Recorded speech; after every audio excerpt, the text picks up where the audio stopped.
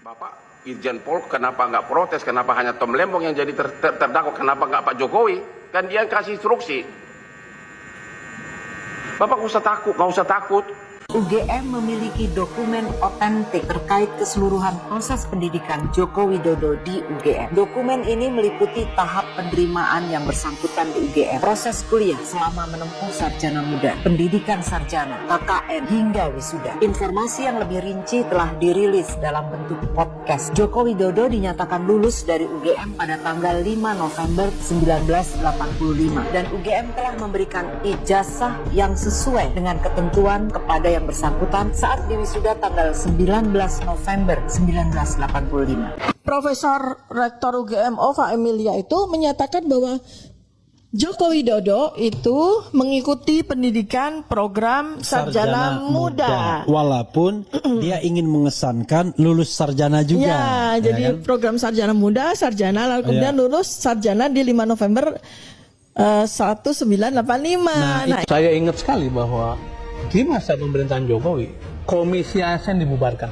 Padahal Komisi ASN adalah penjaga meritokrasi gitu. Dan yang paling ngotot membubarkan namanya Pak Luhut Panjaitan. Dia muncul pikiran-pikiran rektor tunjuk langsung aja presiden gitu. Nah, itu yang membuat kerusakan sekarang ini. Tahu kan sekarang kenapa rektor UGM bela Jokowi? Karena dia ditunjuk oleh Jokowi menjadi rektor UGM. Pintar sekali kan Jokowi? Kenapa membubarkan Komisi ASN? Biar dia bisa pilih rektor pilihannya. Apakah Anda dengar bahwa mengimpor gula 200.000 ton itu pun adalah bagian dari instruksi Jokowi? Saya rasa benar. Saya rasa iya. Ya. Bapak Irjen Pol kenapa nggak protes? Kenapa hanya Tom Lembong yang jadi terdakwa? Kenapa nggak Pak Jokowi? Kan dia yang kasih instruksi. Bapak nggak usah takut. Saya membela Lembong walaupun dia bermusuhan dengan saya karena saya pengacaranya Prabowo 25 tahun loh. Dia bayar gue banyak banget. Jadi saya apa adanya saya ngomong. Tapi saya membela Tom Lembong karena suara hati. Hati nurani saya masih ada. Walaupun pengacara itu sudah sedikit suara hati. Oke? Jadi Bapak mengatakan bahwa impor gula 200.000 ton itu memang masih terkait dengan perintah Jokowi. Begitu ya? Betul. Dan dia tidak jadi terdakwa di sini. Sini ya negara kita ini ya. Ya, saya udah mulai tobat sebenarnya. Saya 43 tahun jadi pengacara. Saya juga nakal, tapi kadang juga sedih kalau kelewatan begini. Aja nggak berani. Artinya tidak salah kalau ada rakyat menduga bahwa ada kekuatan yang lebih besar. Dan itu menurut saya Pak Prabowo harus hilangkan kekuatan itu siapapun dia. Nggak usah menduga-duga gitu kan. Nah, karena sangat sulit dibantah bahwa Kejaksaan Agung takut mengeksekusi kan, sangat sulit dibantah. Jadi Kejaksaan Agung cari alasan apapun sangat sulit dibantah bahwa. Nah, dia menyatakan sedang mengurus PK. Pengetahuan saya PK itu tidak menghalangi eksekusi. Dan sudah dikatakan juga oleh Kapus Penkum waktu itu. Ya, jadi saya menurut saya bersih Pak Prabowo ini kalau ini tidak diselesaikan. Ini kan kasus tidak terlalu besar sebenarnya. Ya malah kalau saya saudaranya Sylvester, saya menyatakan udahlah demi bangsa dan negara, demi penegakan hukum, masuklah. Bahwa di dalam itu 1 hari 2 hari ada apa ya itu ini demi bangsa dan negara. Menurut saya ya karena kasihan kejaksaan, tapi saya juga kasihan kejaksaan. Masa sih kejaksaan mengorbankan diri hanya untuk 1 orang? Lembaga loh. Jadi lewat forum ini ya Jaksa Agung sehebat-hebatnya Bapak menangkap Reza Khalid, tapi tidak berani mengeksekusi suatu putusan yang sudah ingkrah, itu bisa hilang semua. Itu istilah saya, keberhasilan Kejaksaan Agung yang dipuji-puji sekarang bisa merusak dengan satu titik eksekusi saja yang bisa merusak itu, menghilangkan semua keberhasilan yang akan ini. Jadi itu saya pikir itu ya. Kalau Noel kenapa bisa kalah? Noel. Karena ini saya mau masukkan nih. Noel ini istilah saya ini korupsi paling primitif. Saya akan menjelaskan jenis korupsi yang terjadi itu ada 8 tingkatan dari paling canggih sampai paling primitif. korupsi Noel ini tiba setingkat di atas tukang catut karcis di bioskop.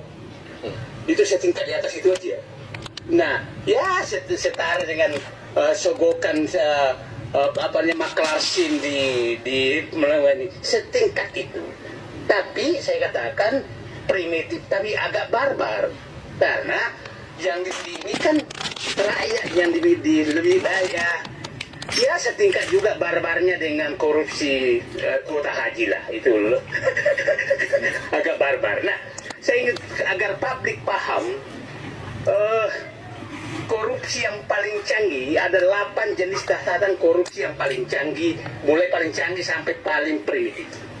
Satu adalah kerjasama keuangan. Jadi jangan heran bahwa banyak sekali konsultan keuangan cepat sekali kaya, karena itu adalah tempat permainan korupsi paling gampang. Saya kasih contoh beginilah. Umpamanya BUMN butuh modal dari luar, maka berebutlah konsultan keuangan datang dengan berbagai tingkat suku bunga dan lain-lain, dan tidak bisa dibantah. Coba itu bisa triliunan dan kita tidak tahu berapa kickbacknya. Kita nggak pernah bisa tahu.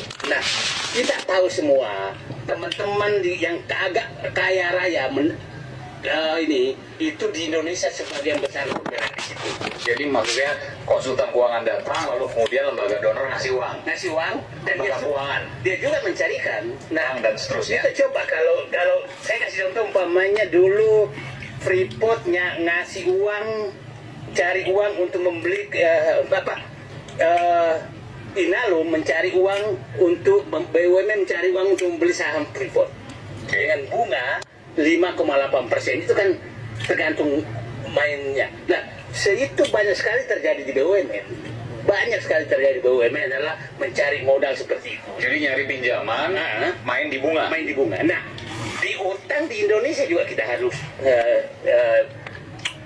cermati. Coba bunga utang yang dibikin oleh Menteri Keuangan itu kan 6,8% sekarang. 6,8% per tahun. Nah, negara lain 2-3%. Negara-negara lain setara sama kita. Oke. Ya. Nggak ada yang di atas 6,8. Kita 6,8. Nggak ada yang di atas 6,8. Negara lain. Nggak ada. Tidak ada. Sepengetahuan saya. Nah, paling menarik kemarin itu lelang utang untuk Kanwaro Bond, yaitu bermata uang Australia. Australia mengeluarkan utang itu bunganya selisihnya dengan kita itu 1% dengan mata uang yang sama. Nah, coba bayangkan, ini juga bisa sumber korupsi yang susah sekali dibuktikan. Saya katakan ini paling rumit, paling susah dibuktikan.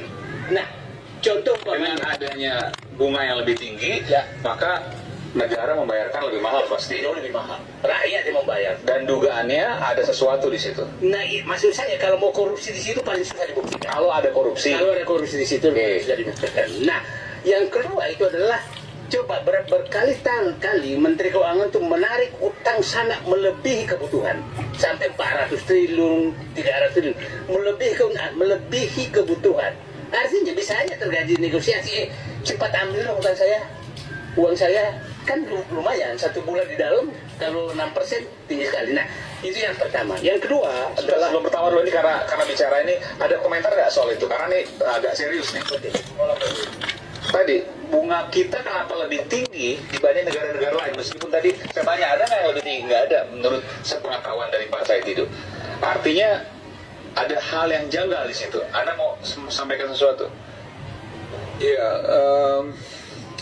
saya justru lebih tertarik bertanya. Nah, yang ini ya, karena ini perlu diklarifikasi juga.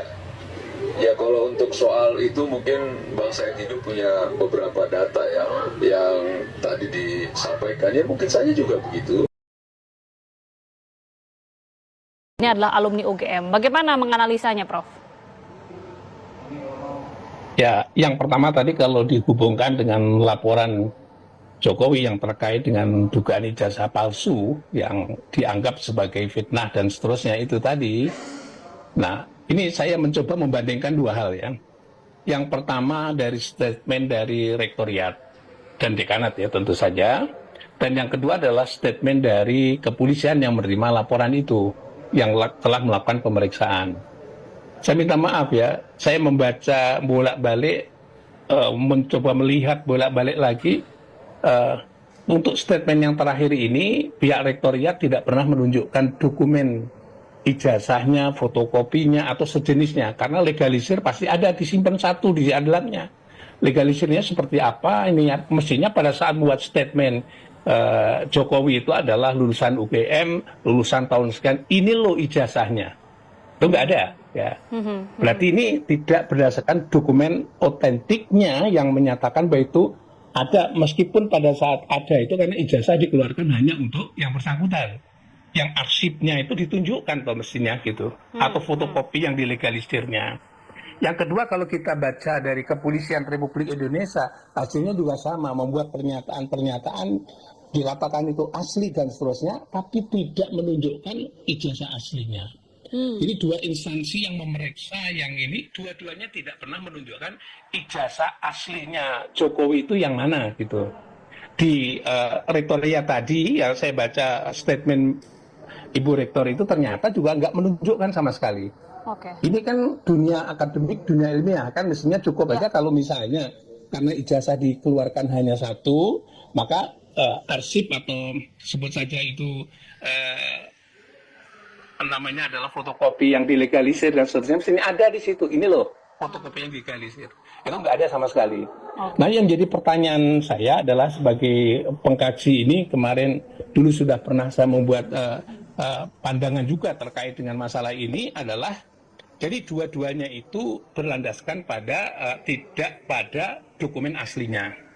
Kalau tidak berdasarkan dokumen aslinya, menurut pendapat saya tetap diragukan. Ya. Kalau tadi ada fotokopi legalisir, ada dokumen aslinya, nilai ada dokumen aslinya, ditunjukkan begitu, publik barangkali statement seorang akademisi, rektor adalah berdasarkan fakta ilmiah yang ada dokumennya. Oke, Prof. Karena ini tidak ada, saya kira kalau yang lain juga akan mempersoalkan, ya wajar juga. Ini benar atau tidak? Nah, sekarang pertanyaannya, terlapor juga sama juga begitu. Ini benar atau tidak? Malah justru dianggap sebagai membuat pernyataan yang memprosesnya. Tapi sebenarnya tidak perlu khawatir karena tetap aja di pengadilan nanti atau di kepolisian harus ada dokumen aslinya.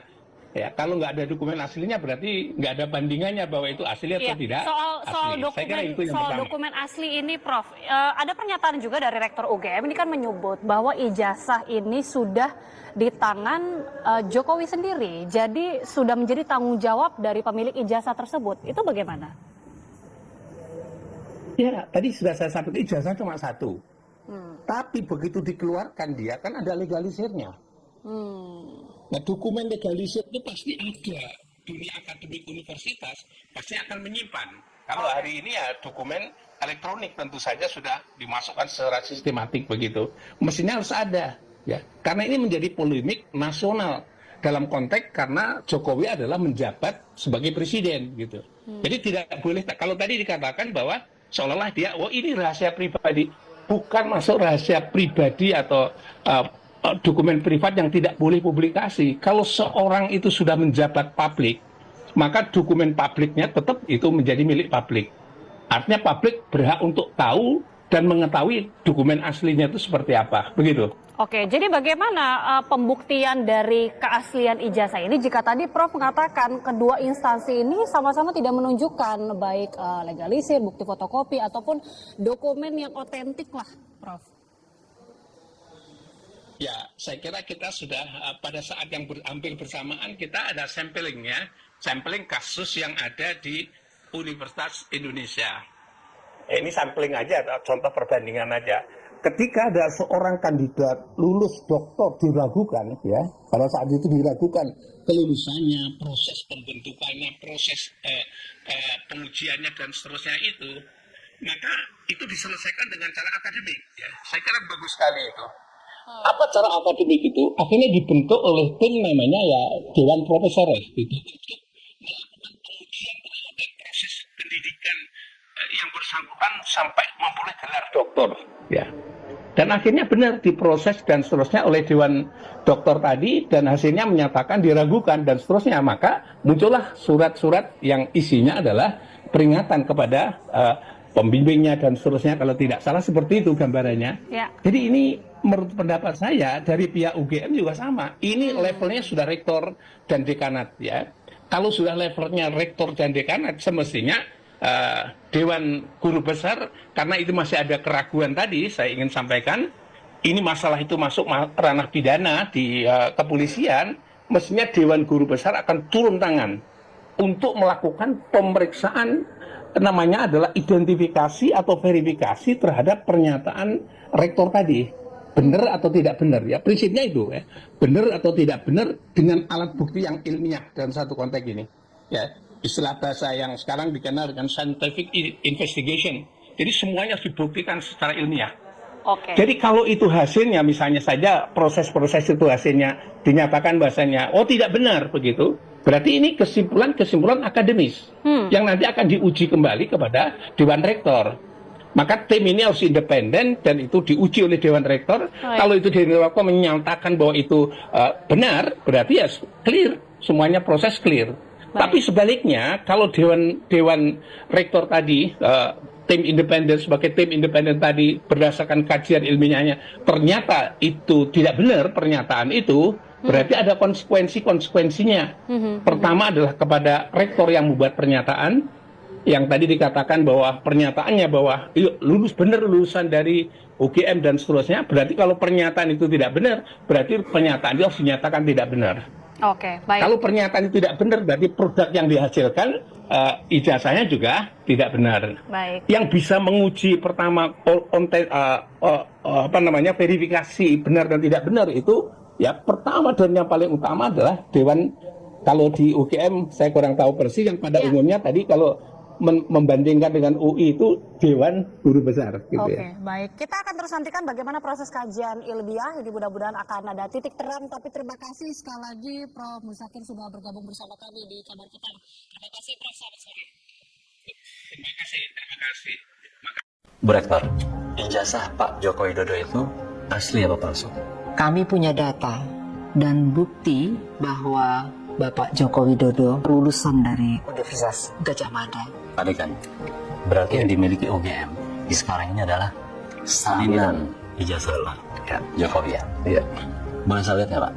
Semua dokumen yang berkaitan dengan itu sekarang ada pada kepolisian. UGM selama ini basisnya adalah apa yang kami punya. Sehingga bisa dikatakan jawaban kami akan tetap sama. UGM memiliki dokumen otentik terkait keseluruhan proses pendidikan Joko Widodo di UGM. Dokumen ini meliputi tahap penerimaan yang bersangkutan di UGM, proses kuliah selama menempuh sarjana muda, pendidikan sarjana, KKN, hingga wisuda. Informasi yang lebih rinci telah dirilis dalam bentuk podcast. Joko Widodo dinyatakan lulus dari UGM pada tanggal 5 November 1985 dan UGM telah memberikan ijazah yang sesuai dengan ketentuan kepada yang bersangkutan saat diwisuda tanggal 19 November 1985. Jadi ini anehnya pada hari ini kemarin ya, tepatnya 24 Agustus 2025, Profesor Rektor UGM Ova Emilia itu menyatakan bahwa Joko Widodo itu mengikuti pendidikan program sarjana muda. Walaupun dia ingin mengesankan lulus sarjana juga. Ya, jadi kan? program sarjana muda, sarjana, lalu kemudian lulus sarjana di 5 November 1985. Nah, itulah yang menjelaskan kemudian ada 2 transkrip yang kemudian tidak koheren ya. 122 SKS dengan 88 SKS. Itu tidak koheren dan kuat dugaan kita, dan sudah kita lakukan investigasi juga, penelitian juga bahwa dan kita compare dengan transkrip asli dari sarjana kehutanan UGM itu patut sangat dipertanyakan, bukan hanya sekedar inkoherensinya tapi juga otentitas dari transkrip itu ya.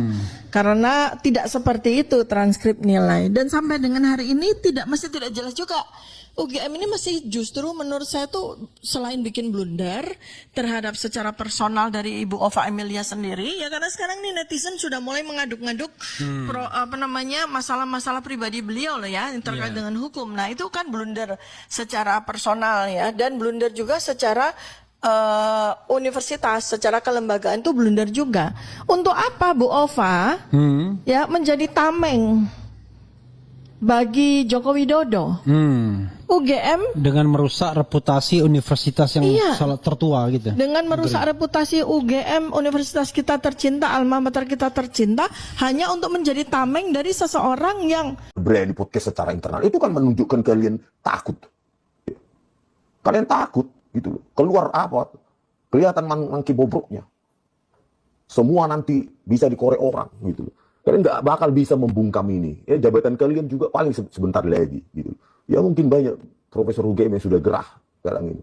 Ya. Kenapa nggak mengaku saja? Ya. Apalagi Rektor Ova Emilian tersandra kasus 29 miliar. Ya, BPR suaminya atau keluarganya itu. Ya, gagal bayar 29 miliar. Siapa yang membayar itu 29 miliar itu kalau sudah dibayar sekarang? Sementara LHKPN-nya, ya, Ova Emilia ini, LHKPN-nya cuma 29 miliar. Apakah semua uangnya itu hartanya itu dijual untuk membayar gagal bayar bank BPR dari suaminya 29 miliar? Berarti harusnya miskin dia. Kok itu semua bisa dia bayar? Gitu. Pertanyaannya, uang dari mana dia bayar itu? Jangan-jangan dari Pratikno. Jangan-jangan dari Jokowi, makanya kau tersandera sekarang. Gitu. Ya. Dari mana uang Anda itu membayar gagal bayar 29 miliar itu BPR suami Anda? Suami atau keluarga atau apa nggak tahu saya. Katanya orang suami, yang penting terkait dengan Ova Emilia ini. Gagal bayar 29 miliar. Sementara laporan LHKPN Anda cuma 29 miliar. Berarti harusnya nol. Harusnya Anda sekarang ngontrak, tidak punya apapun.